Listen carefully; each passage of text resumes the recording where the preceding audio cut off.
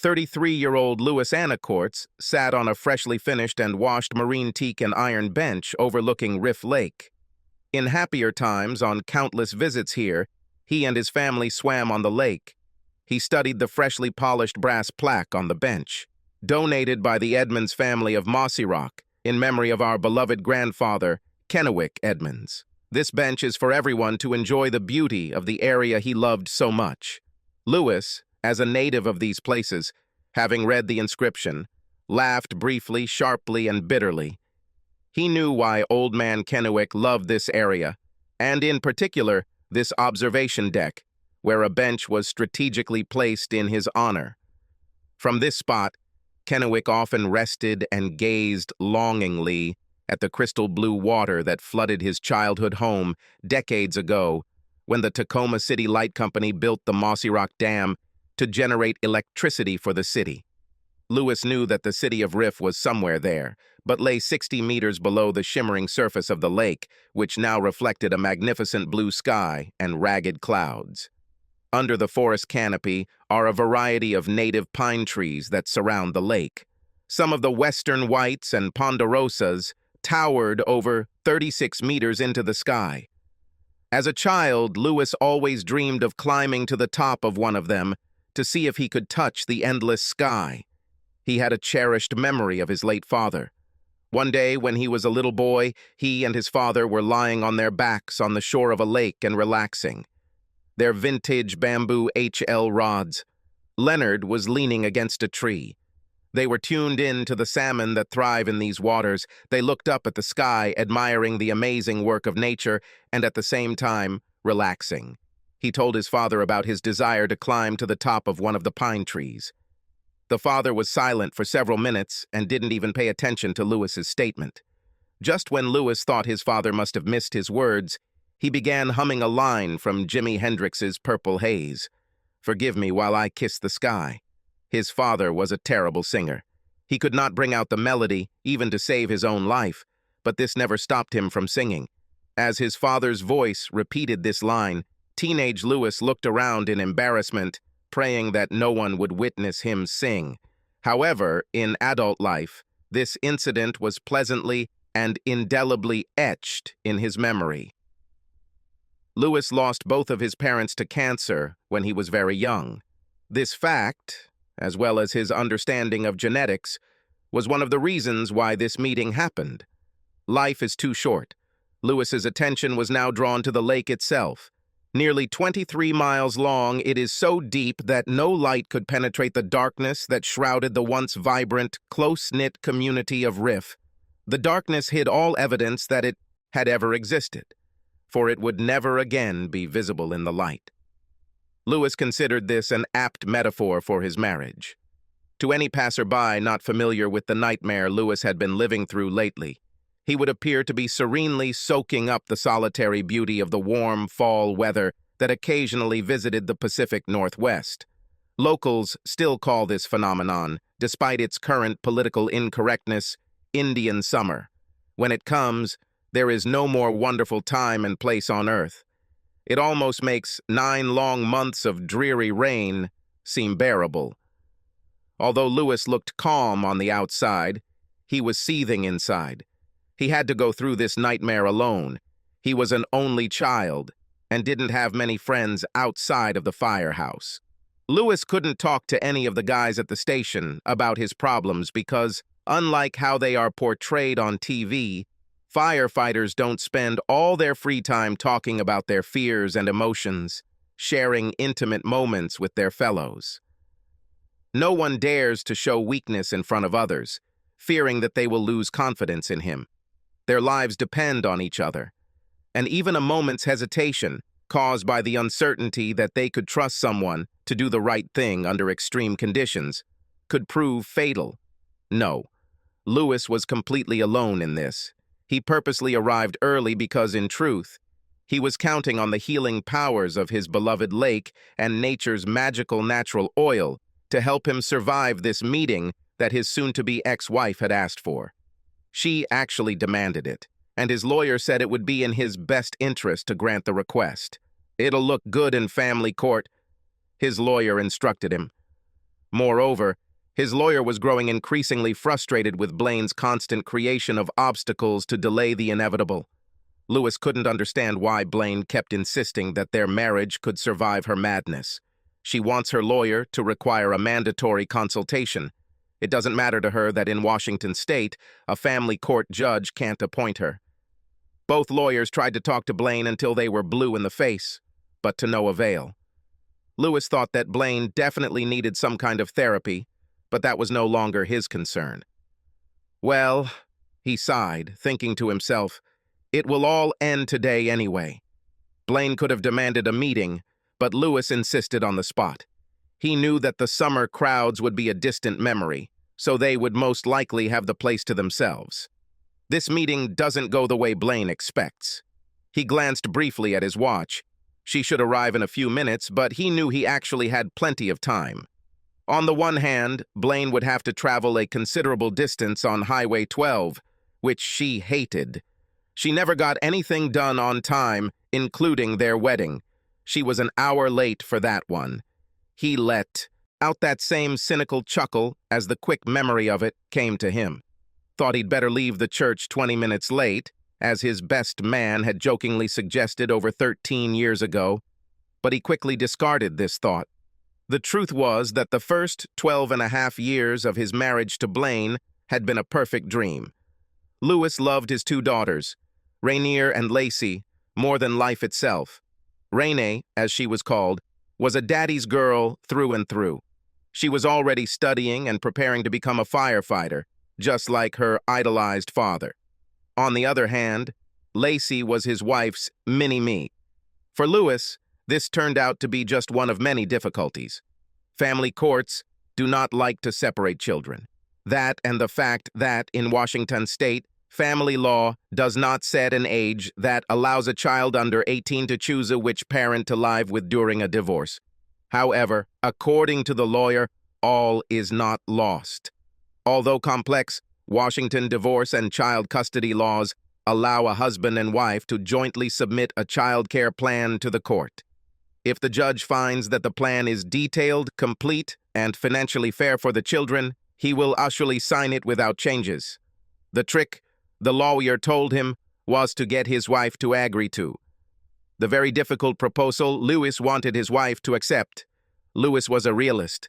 Even before his lawyer confirmed it to him, he realized that his job as a firefighter for the Riverside Fire Department, known as RFA, would almost certainly prevent him from getting primary custody of his daughters. The dangerous nature of the work and the shifting work schedule were almost insurmountable barriers to consideration of custody. It took time and money, a lot of money, to develop the plan he put into motion. He closed his eyes and thought back to that terrible day several months ago when his nightmare existence began. He couldn't decide whether his current life was an episode of The Twilight Zone or the movie Groundhog Day. Its reality is both surreal and terrifyingly repetitive. Lewis, honey, can we talk in the living room? Please. He had just completed his pleasant nightly ritual of putting the girls to bed in their shared bedroom when he heard her voice. Although he needed sleep because his next 24-hour shift began tomorrow morning, he was eager to talk to his wife. He hoped Blaine wanted to continue discussing their shared desire to buy their own home. The four of them lived in a rented 3-bedroom apartment and were eager to own their own forever home now that their careers were secure.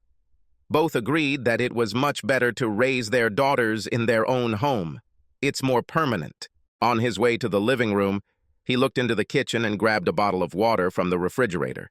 He sank down onto the worn sofa they had inherited from their parents and turned to Blaine, crossing his right leg over his left so that he was facing her.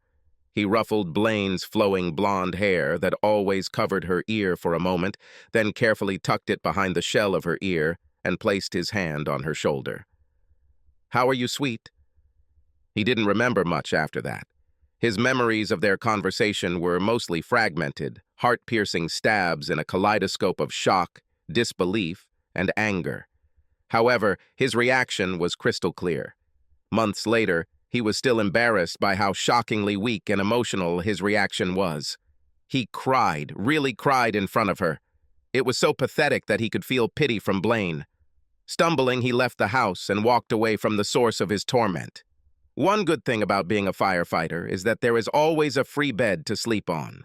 No one ever questioned his constant presence. Everyone knew the statistics on divorce at work. After a few days, he was able to piece together what his wife had told him. She didn't ask permission, she just said what she was going to do. When he finally returned home, he was going to beg his wife not to destroy their family. He was going to beg her to go to counseling with him, to find out how to save their marriage. But before he could begin, he was immediately ambushed by his loving and innocent daughters. Blaine promised him that they would come to her parents' house for the meeting. He turned and looked at his wife, who stood there with a sly, victorious grin on her face. The love he once felt for her is long gone. Now it was replaced by burning hatred. He glanced at Blaine, his usually calm face contorted with rage bordering on murder. For a moment, her look of superiority faded and was replaced by fear. But it was at this moment that his girls began to attack him. In their blissful ignorance, they begged to know why he was leaving them. He literally had to fight his way out of Rain and Lacey's desperate embrace as they begged and screamed and cried. Rain was the hardest. "Dad, how can I become a firefighter without you?" He knew that this scene would play in his head over and over until the day he died, no matter the outcome. Lewis, however, knew that the alternative would be worse for his ladies in the long run. In the end, he was grateful to Blaine. In an instant, he went from a weak victim to a man whose path was clear. One day, Lewis mentally thanked her. He regained his dignity and took the first step towards recovery. Today, he thanked her. "I know it's hard for you girls, and I hope one day you'll understand me. Your mother and I just grew apart. We want different things from life. But I promise you that I will never leave you. I will see you often and love you forever." He never looked back at Blaine. When he was finally freed from the clutches of his girls, he purposely walked out of his apartment one last time. Since that day, Lewis has not said a word to his soon-to-be ex-wife. Wisely, I let my lawyer speak for himself. Lewis didn't know whether he had dozed off, or whether he was so immersed in his memories that he simply lost track of time. "Hello, Lewis. Thanks for meeting with me. Our daughters miss you very much." Her voice, which had once been an encouraging and caring greeting to him, scratched his mind like nails on an old chalkboard. He shook his head to clear his thoughts. "It's showtime. My lawyer, Blaine, told me to do this. In a perfect world, I would never have to look at your ugly face again." He didn't even look in her direction. I looked straight at the lake, seeking strength in its calm familiarity. He heard her shocked gasp. Yes, she thought this session would go differently. Lewis couldn't help but smile and look at her. "I know this is at your expense, Blaine, but I have to tell you something before you start. This is our last conversation on this topic.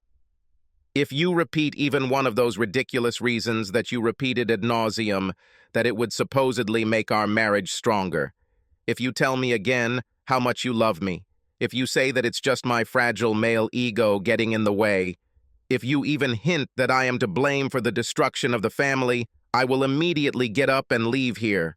At the moment, you are so disgusting to me that your mere presence makes me physically sick. Lewis, I don't know." Lewis was sure Blaine was getting ready to repeat his sickening "but I love you both" speech and raised his hand to her face. "Let me save you the trouble, Blaine. Do you see this?" He pointed to the large, ubiquitous manila envelope on the seat of the bench. "These are divorce papers that will end our marriage. When you leave here in a few minutes, you will take them with you. You will sign them after your lawyer has reviewed them. Return them to my lawyer's office within 36 hours. He turned away from her to admire the breathtaking view once more, and then continued. "Your lawyer will confirm that everything here meets the state's parenting plan requirements, but I do not want, and I don't want a cheating wife, so we'll both end up getting a divorce. Now pay attention because this is important."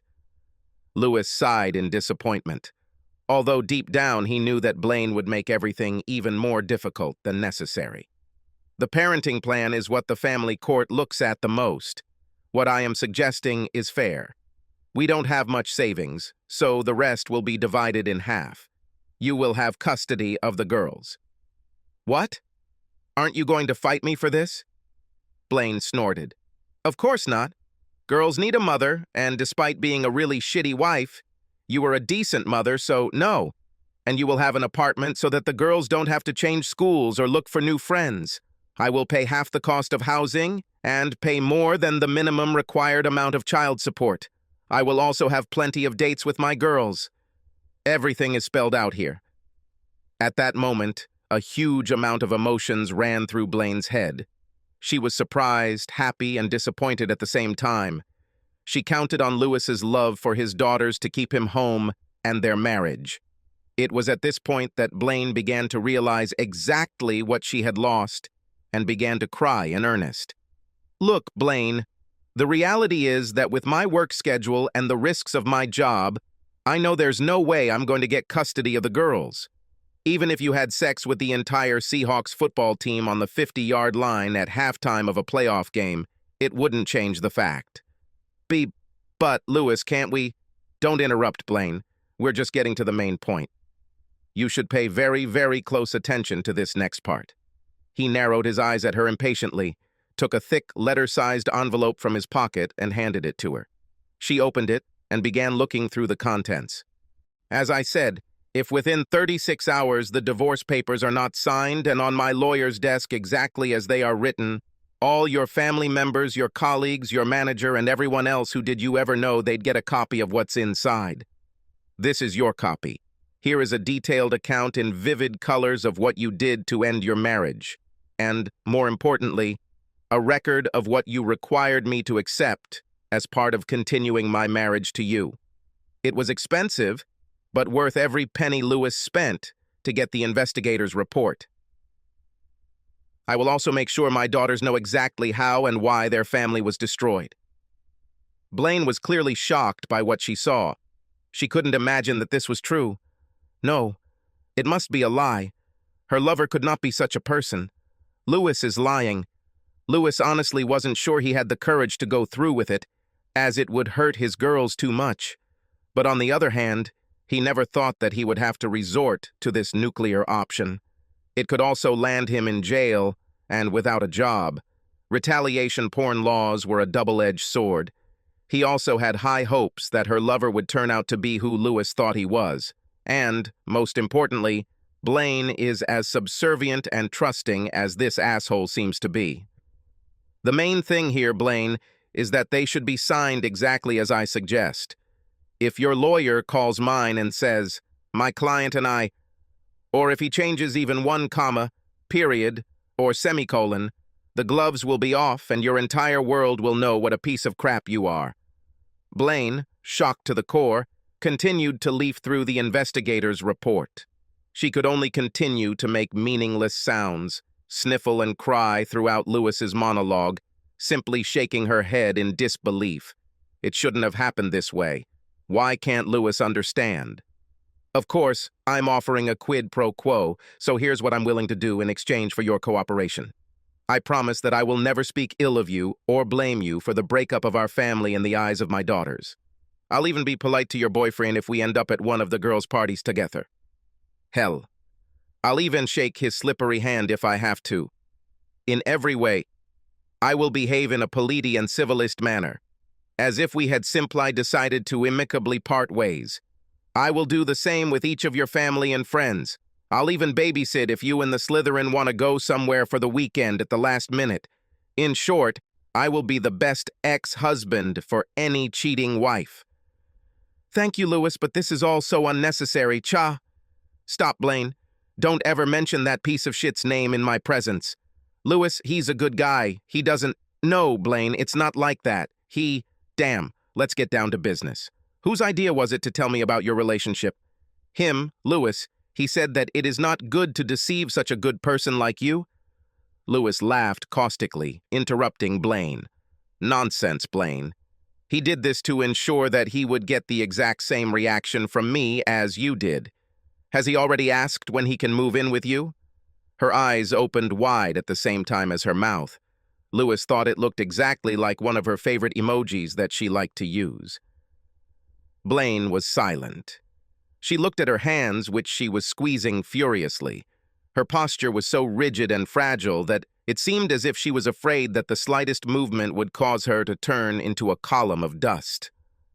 "I thought so, Blaine. All this is written in the report that you are holding in your hands." Lewis pointed his fingers at the papers in her hands. "You're not his first, and you won't be his last. His track record is here. He's not like that. He really loves me." She spoke so quietly that Lewis had to strain to hear her pitiful words. This brought a knowing smile from him. He exhaled slowly, and a peaceful calm came over him, as if another gentle breeze from his beloved lake was washing his face. It's almost over. He knew he had chosen the right path. He understood that there was a risk, but now everything was under control. He was confident that everything would fall into place as he wanted. His voice softened significantly. "Look at me, Blaine. We're almost done. It is important that you be very careful." She looked up at him. Her tear-stained face was a mask of confusion, ruined mascara, and fear. Her ideal world was destroyed. When she finally looked into Lewis's eyes, she saw a stony, threatening face with eyes as black as night glaring at her. "Take care of my girls, Blaine." "They are our girls, Lewis," she protested weakly. Her timidity made it sound more like a question. "No, Blaine. It's not like that. They are my girls. You betrayed them and threw them away just like me because you are weak and cannot keep your legs closed. I need you to take care of them for me, at least for a couple of years." "What are you talking about?" The smell of her fear could almost be felt. "I will never give them away. I already gave it away. You just don't realize it yet. One way or another, your boyfriend will take care of it." He spoke completely seriously. "Has he already used this phrase in relation to you? Baby, just take a little of this. It will make our sex so much better. Our lovemaking will be so intense that you cannot even imagine. All your nerve endings will burn. Here, just wash it down with a little of this." She looked at her hands again, bashfully. "Soon he will start sharing you with his friends." "Come on, baby. Justin is such a good guy. Don't you want to see what it's like to be loved by several men at the same time for once?" Blaine shook her head slowly, staring into space, muttering, "He won't do that to me. He loves me. Fuck you, Blaine. In a few months, this idiot will be forcing you into his favorite bars." Lewis was on fire. "But the good news is that I still have a couple of years before I finish the courses required for my bachelor's degree in fire safety. Then I can apply for the fire marshal position when Frank retires. Then I will have almost no compulsory hours. This should be the time when you start to crash and burn. That's when I'll sue for full custody. By then, you'll probably be so stoned that you won't even care." "You're wrong. He's not like that at all. Please, Lewis, I really love you. I love our family. Why can't you see—" "No, you don't see it," Lewis growled at her. "You've never seen it. Honestly, I don't think you're capable of loving anyone but yourself. I was simply blinded by love for who I thought you were. I was just a convenient support for you. The girls only cemented your power over me. When your asshole boyfriend showed up, you played into his hands. You threw away your family like yesterday's sour milk. Maybe we can start over?" she suggested with tears in her eyes. "No, Blaine, we can't. There was nothing left to start with. Besides, you won't give up on him because then your failure as a wife, mother, and person will be exposed for everyone to see. No, you will continue to pretend that you and the asshole are happy and love each other. You deliberately follow the path of self-destruction because you have no choice. Because if you had a choice, deep down you would have to admit to yourself what a scumbag you are. If you dared to do a self-evaluation, you wouldn't be able to live with what you found. Now you have no choice but to live with who you are for the rest of your pathetic life. But if I'm wrong, and you both really love each other, I'm sure it won't be long before your magical lover starts hinting that you're getting in the way of babysitting. He'll probably start with, 'Why don't we just let Lewis take them more often?' Something like that. You won't argue with him because you won't want to give up fantastic sex. You told me the same thing when you said that I would have to share you with this parasite. If he finally threatens to leave you, after proposing, cajoling, and finally promising that he will leave if you don't give the girls to me, well, then you'll be back to square one, isn't it? He smiled at her confusion. Either way, I win and you lose. It's only a matter of time. And I'm a patient guy. Lewis looked around the azure surface of the lake again. For a moment, the breeze died down. The water was like glass in the closet door. It's time to go. He swore to himself that he would return here often with his daughters. His girls loved it here, but it wasn't enough. He wanted them to love this place as much as he did. He stood up not because he was done with her, but because there was so much adrenaline in his body that his central nervous system would no longer allow him to stay still. He needed to discuss one last important detail with her. Lewis awkwardly walked around the bench.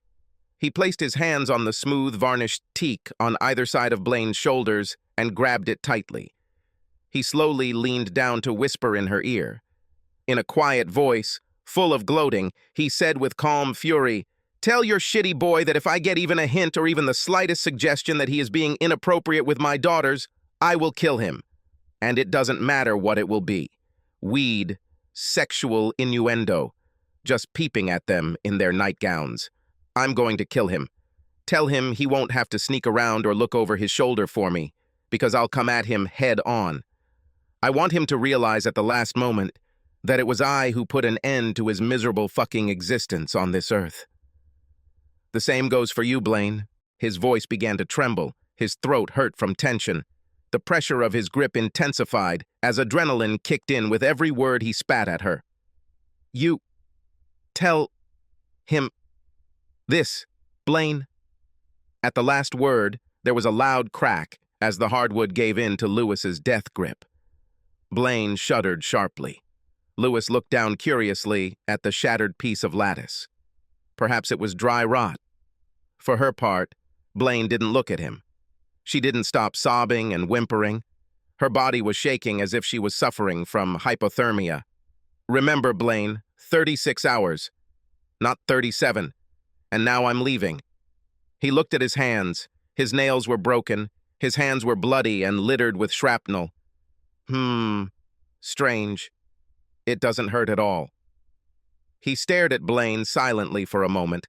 All he saw was an empty shell of something that had once been a person. He took one last look at his surroundings, took a deep breath of the clean mountain air, then turned and left. Subscribe to our channel so that your second chaff doesn't cheat on you, and go ahead and listen to the next story, because this story is nothing compared to the next one.